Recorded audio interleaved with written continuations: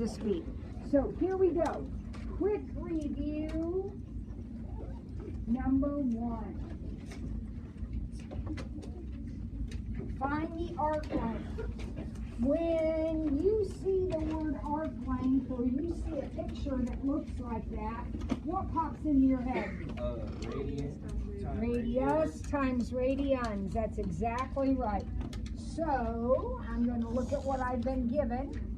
I've been given that the radius is 6 and that theta is 42 degrees. Shoot. What do I need to do first? I need to change my angle into radians. So pi over 180 equals something over 42. Why do I have to do that? Because arc length equals radius times radians. So 42 pi, this marker's not very good. 42 pi over 180, which would reduce to 21 pi over 90 will reduce more. 7 pi over 30. There we go. Now, we've done all that arithmetic. We've done all that reducing. We're so excited. That is not the answer. What is that? That's the radian measure of the angle. So now I'm ready to do my formula, which is radius times radians.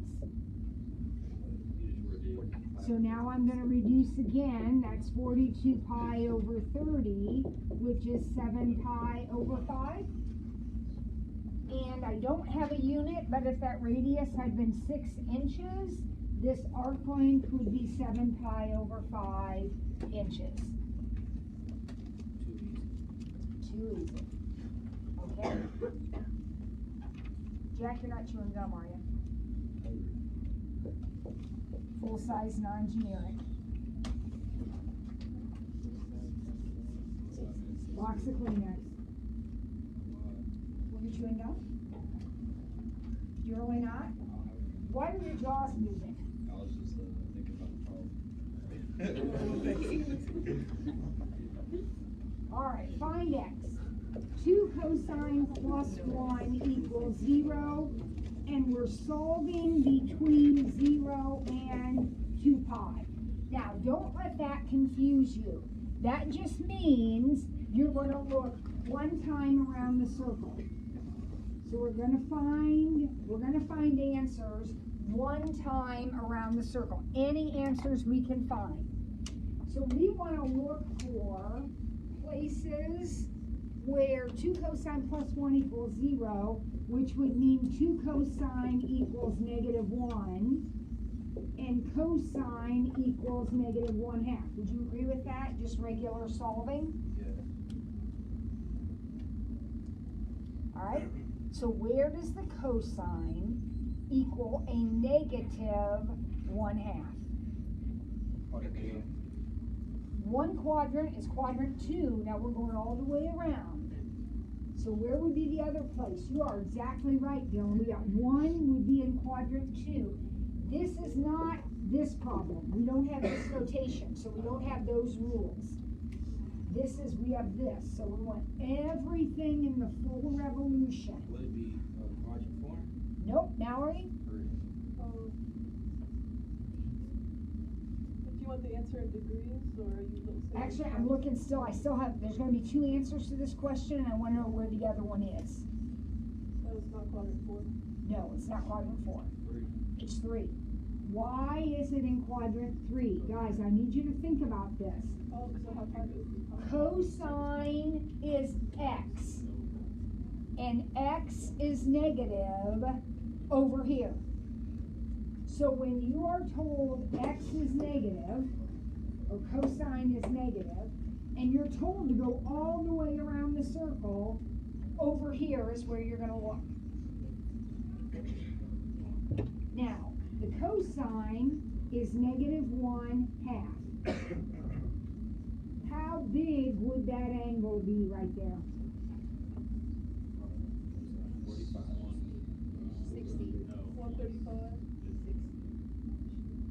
if that's a 1 and that's a 2, this is gonna be a root 3? Oh, that's a 60. That's a 60.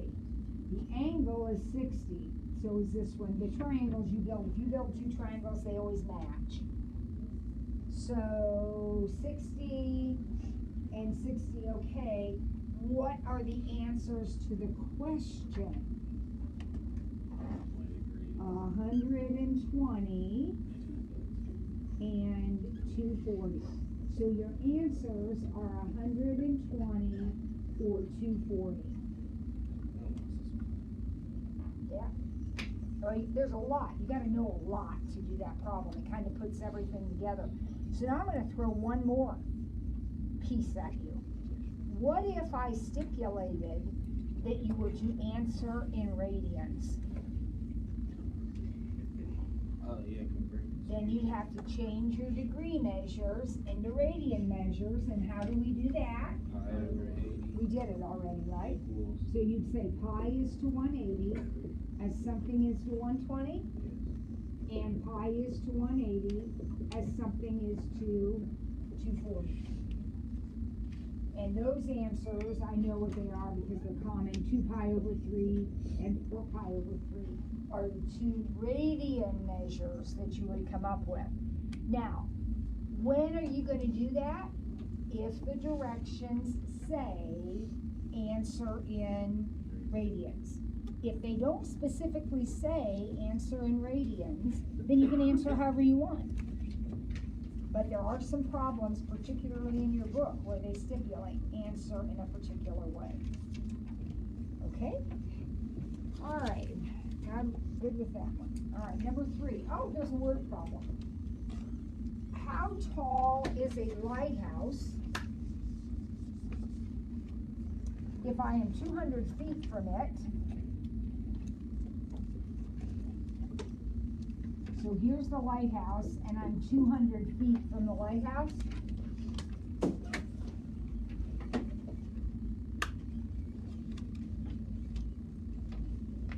And my angle of elevation, how tall is the lighthouse? And my angle of elevation is 23, 10, 13. Where do I put the 23, 10, 13? Where does that go? It's my angle of elevation. Right here.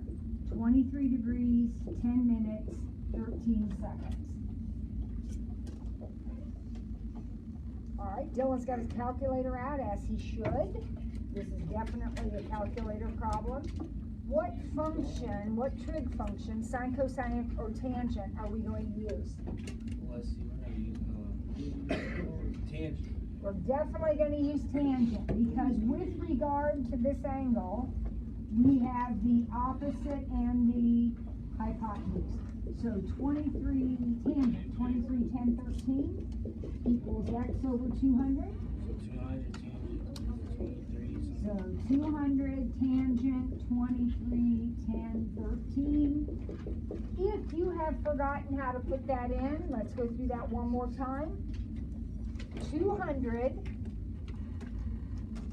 tangent, 23, then we go into second angle, which is your apps button, right? Second apps. Degrees is right there, so hit enter. Type 10, go back into second apps, go down to the minute mark, hit enter, and then type 13, and then what do we do to get those seconds? Alpha min. Alpha plus, right, alpha plus sign, that pulls up the seconds mark, and you should get an answer which is 8.5. are we in agreement? I haven't typed it in, but a couple of people say it's 85. Yeah, 85.6.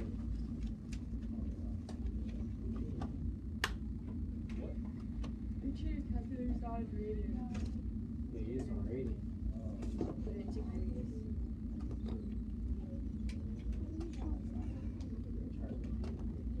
85.597. Is that what you got? 85.597, and that would be feet.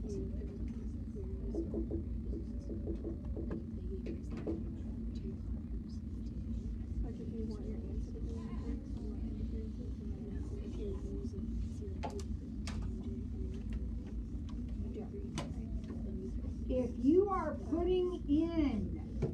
an angle. Your mode must match whatever the angle is you're putting in. So if you're putting in a degree angle, you gotta be set in degrees. Right? All right, number 4. Okay, this is our special rules. All right. This is gonna be the first and the fourth. This is gonna be the first and the fourth. We're not going all the way around, because when we have this notation, we only look at half the circle, either the top half or the side half. That's gonna be the fourth. Right? So Brenton says I'm either in quadrant 1 or quadrant 4. And since that's a negative number, I will be in 4. I know the sine is opposite over hypotenuse. There's my triangle.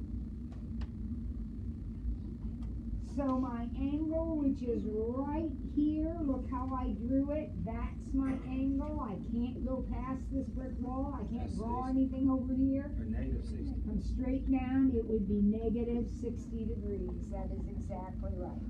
Negative 60 degrees.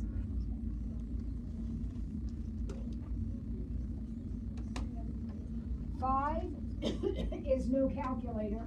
You're to do these without a calculator. So what's the tangent of 135? What's my strategy? Draw it. So 135 drawn would be over here. Would you agree with that? My reference angle is, how big is this guy? 45. So what are the sides of my triangle? 1, 1, root 2. Stand back and say anything negative. Yes. What's negative? The negative 1. The negative 1 is negative. That negative 1. I want the tangent. Tangent's opposite over adjacent, so that would be negative 1 over 1. Got it? The last one on this little review, what's the cosecant of pi? Is that gonna be a quadrantal? That definitely is going to be quadrantal because pi is the same as 180. And when you draw 180, you are right here. And when you are on an axis, you do not try to draw a triangle. It's not possible. You look at the coordinates. So x is negative 1, y is 0, and r is 1. Radius is 1. Cosecant, r over y, is the reciprocal of the sine. Sine is y over r, so I'm going to do r over y. All right, so what happens when I put, r over y, I get 1 over 0, which is undefined. Which means if you were to draw a picture of the cosecant, here would be an asymptote at pi, or 180. Okay? All right, good start. Let's put that away. There are a couple more plus an old quiz. I want to do a little bit more in your 4A section.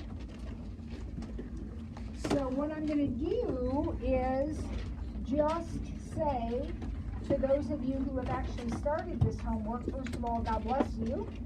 And second of all, what difficulty have you encountered as you've been doing your homework? Jade? Maybe on 4-7. No, not right now. I promise I'll do it, but I want to do some 4/8s first. I promise I'll come back and do that.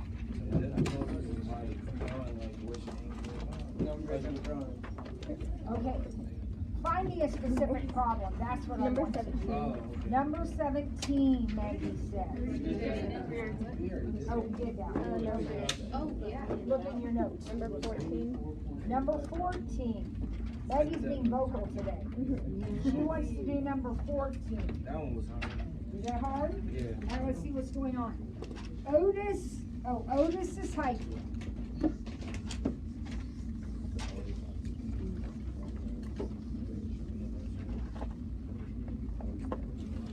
All right, so actually, yes, I've done this one already today, this very problem.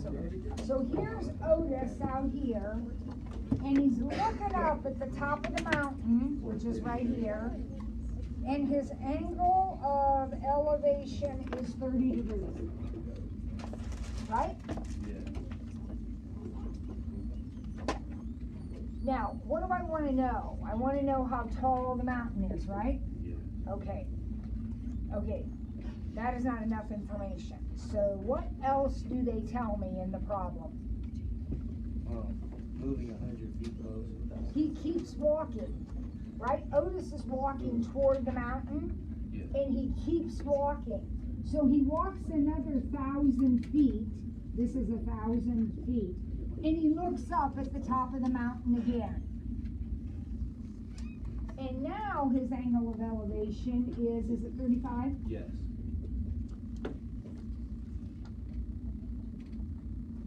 Now, do I know anything else? Is there anything else given in the problem? No. No. This is it. Okay.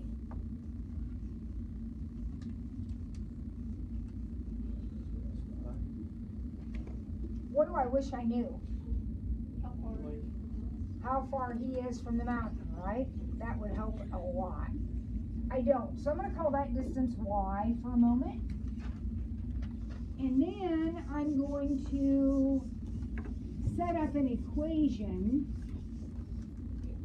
that says the tangent of 35 equals x over y in this picture right here. Is that true? Yeah. It's not solvable, but it's true, right?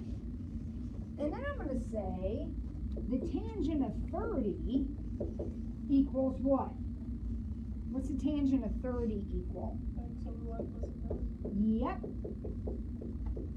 That's not solvable either. But when I look at both of them together, I have two equations and two variables. Have you ever encountered that in your life before, having two equations and two variables? Yes. What do we do when we have two equations and two variables? We can substitute or we eliminate, right? One or the other.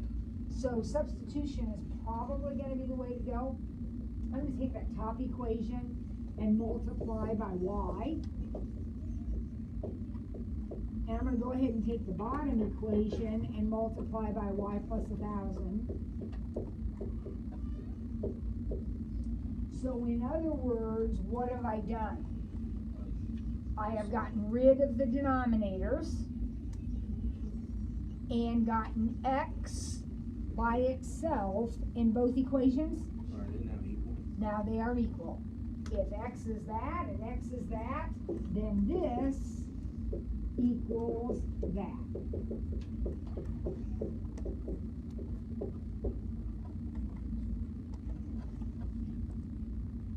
Following?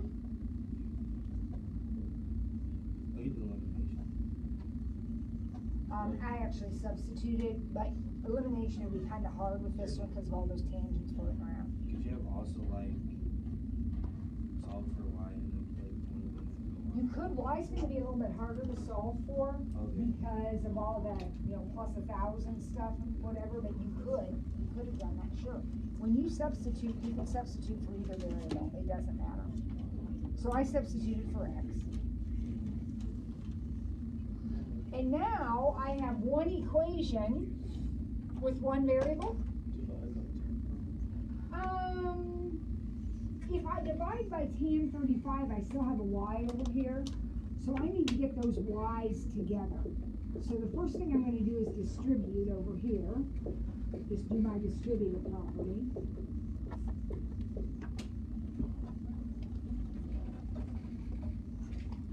And then I'm going to put all the y's on the same side of the equation.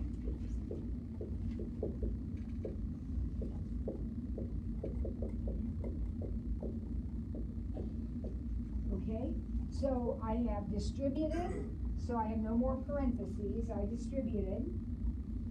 And now I move this y over so that both y's are on the same side. Bless you. The benefit of having them on the same side is that I can factor it out now. So I can factor out the y, and then I can get y by itself. Could you divide by? The parentheses. I'm going to divide by that big parentheses. So I have 1,000 tan 30 divided by tan 35 minus tan 30. Alright, so we're going to type that in our calculator, but before we do, let's make sure everybody's with us. We wrote two tangent equations, one for the little triangle and one for the whole triangle. In those two tangent equations, we cleared the denominator so that we had x alone, so we could set the two parts equal to each other. Then we moved all the y's to the same side, factored them out, and divided. So now I'm going to type that in on my calculator.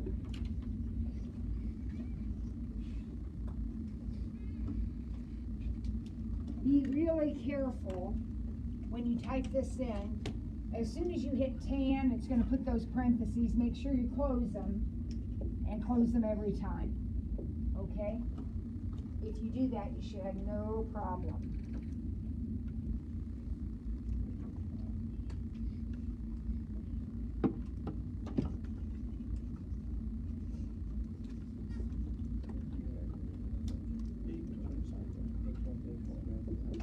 No, you're not doing something right. It's 4699.35783. That's what y equals. So try again. Make sure you have all of the parentheses that I have. Jack? What happened to the y factored out? Here? Yeah. It showed up here. Oh, so you just said it equals it? Yes. Well, no, I divided by this parentheses, so y was over here by itself then. The y was like, I divided both sides by the parentheses. I forgot to put the parentheses around the two tens. Remember, anytime you divide by more than one thing, you have to have it in parentheses or it won't work out right. All right? Wow, we did all that and we still don't have the question. We haven't answered it yet. Because what was the question? How tall is the mountain? And that's x. So come back right here. What's a real easy way to find x? Well, take the number on your calculator and simply say times, don't type it in or anything, just say times tan 35. And the height of the mountain is 3290.53 feet. But then the question is how much higher is the top of Long's Peak than Otis's elevation? Otis is right here. Otis is right there. So the height of the mountain with Otis. I mean, if Otis has already climbed part of the mountain, then that's great, but we have no way. So from where Otis is, it's 3290. That's it. Yep. Wait, how did I have no idea. You type that in, this is what you get. So the actual answer is 1408.3, correct? The actual answer is right Don't you here. have to subtract those two to find the peak or something? No, this is the height of the mountain. Did you say how much taller is something than something? Well, Otis is right here. Okay. So Otis is this high up. The top of the mountain is this high up. That's this right here. Okay. That's this difference. These two are not, I mean, that one's vertical and that one's horizontal. Okay. Would there be one like down the test? Oh, absolutely. That's not that bad. But let me give you a piece of good news, sort of, maybe, I don't know. Yes, I am serious. I thought you were like. There is another way to do this problem. Now, we don't have the tools yet, but we will.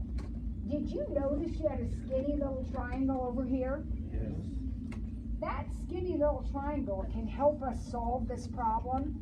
We can't do it just yet because that skinny little triangle is not a right triangle, and right now everything we're dealing with is right. But in chapter 5, we're going to learn how to deal with triangles that aren't right.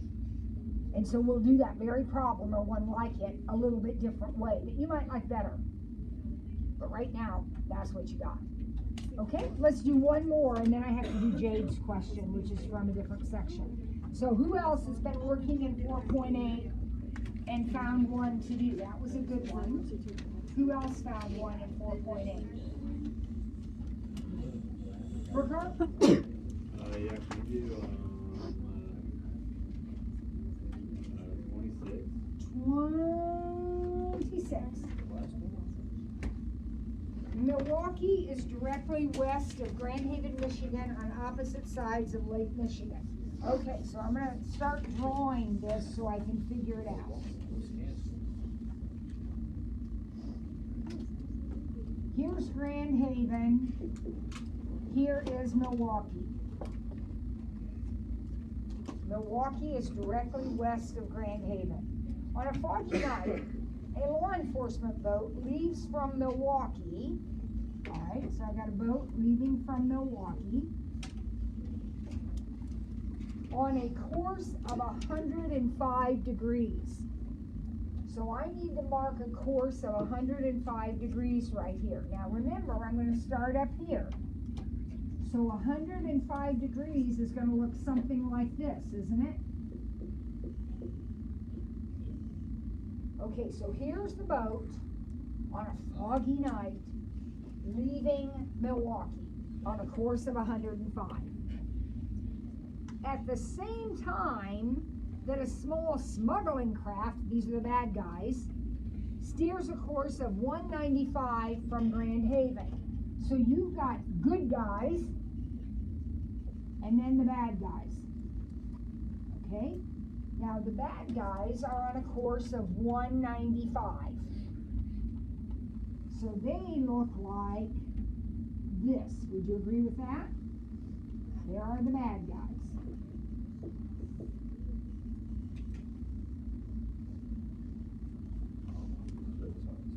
The law enforcement boat averages 23 miles an hour and collides with the smuggling craft. What was the smuggling boat's average speed? So the good guy, okay, can you see why they would intersect each other if they kept going? Okay, so the question is, how fast is that guy going? Well, do we have any idea how long they traveled? No. But we do know they're traveling the same amount of time, right? So time is not a factor. I'm gonna pretend it's 1 hour. This guy's going 23 miles an hour, 23 knots, 23 nautical miles an hour. So in 1 hour, this is how far he's gone. How far has that guy gone in an hour? Now understand that if I let them go for 2 hours, that would be 46, and that would be 2x. So their ratio is going to stay the same. Time is irrelevant in this problem. Make up whatever time you want or call it t. And say 23t and xt. I think that's confusing because it's more variables. I'm just going to stick with this. Now, I don't know anything about that triangle, really, except that's 23. So let's find some angles in this triangle. That one, the 105 is 15. This angle right here is going to be 15? Yes. Alrighty, is everybody good with that? Yes. And this angle right here, 75? Oh my golly. It's a 90. If that's 15 and that's 75, then this guy's got to be 90? Booyah. Right? So I need to find that side right there. And I don't know, this is the hypotenuse, I'm not using it, could I use 15? Yeah. And say tan 15 equals x over 23?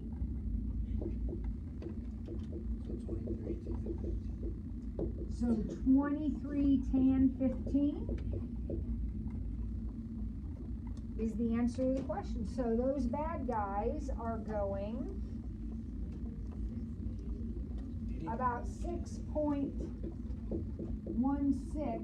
knots.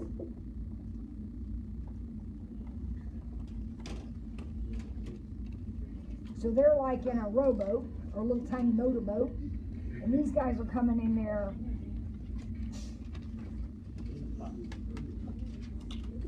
Okay? All right. Now, I need to get Jade's question. So Jade, what was your question in 4.7? I'm just confused on, if it gives us like. Jade, give me a problem. Number 11. Number 11.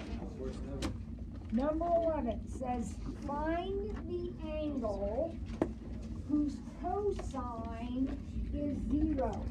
This is a no calculator problem. Certainly your calculator would do it, but this is a no calculator problem. So it's find the angle whose cosine is 0. When I see this notation, what pops into my head? Well, x over r pops in, but this particular, anytime I see cosine, I think that. When I see that particular notation, I think quadrant 1 or 2. So I am in quadrant 1 or 2. Now, when I see a 0 there, I know I've got a problem. Because if I were going to try to make a triangle out of this situation, this would have to be 0, right? I cannot make a triangle if one of the sides is 0. So, I'm not going to make a triangle. Instead, I'm going to do what I always do when I can't make a triangle. I'm going to look at the circle. So I'm going to look around the circle, just the parts I'm allowed to look at. This tells me I'm only allowed to look at those parts. And I need x over r to be 0 over 1. Cosine is x over r. The problem is 0 over 1. So I just look around at those options. Where does it happen that if I put x over r, I get 0 over 1? The top. What angle is the top? 90. Remember, this is asking you for an angle. So the answer must be an angle, so that one would be 90 degrees. Okay, Jade? Yeah, I mean, that's what you're thinking as you're going through the problem. All those things you're thinking. There's a lot. Yeah, I get that, but I just, then if it says like, put like a 1 right there instead of 0, then do I do that again? Yeah, x over r would be 1 over 1. Okay. And where does that happen? Okay. At 0. Okay, that makes sense. Yeah. There can't be a 4. You can't have an angle whose cosine is 4, because that would mean the x-coordinate's 4, the adjacent side's 4, and the hypotenuse is 1. No, it could be 1/4, but then if it's 1/4, you make a triangle, like you did on your quiz that you took. We don't have a quiz. Class. Rachel, was your hand up? No, I figured it out. Okay. All right, let me do one more quick review problem that is not on those review sheets, and we talked about it a few days ago. I want to make sure you still remember it. And that is one of those wild and wacky equations like this. Oh, yeah. Oh, the sinusoid. Okay, so the question is it sinusoidal? And we've talked about this ad nauseum. The answer is no, because the fact that that number and that number are different means they're not going to match. So that to be sinusoidal, they have to match. Okay. However, it is periodic. Maura Clark, am I going to have to move you? She's not even know I'm talking to her. Am I going to have to move you, sweetie pea? Are you positive? Okay, well, I need you to leave Jane alone. She's got Michael already she's contending with. She doesn't need any more over there. What's the period of this part right here? The period of this is 2 pi divided by 1/2, which is 4 pi. That means this curve is going to repeat at 4 pi, 8 pi, 12 pi, 16 pi, and so on. Its chunks are 4 pi long. Now, what's the period of this guy? 2 pi divided by 3. So he's repeating at 2/3, 4/3, 6/3, 8/3, 10/3, and I'm going to stop finally at 12/3 because what happens at 12/3? I have a match. So do you put 4 pi? The answer is 4 pi. The period of this whole equation is 4 pi. Because that's the first time I get a match in my 2 rows. Right? Okay, I don't see you tomorrow. I see you again then, I guess, on Wednesday. We'll be having a quiz this week. So I'll just say Thursday. I don't know, Thursday or Friday, probably Thursday.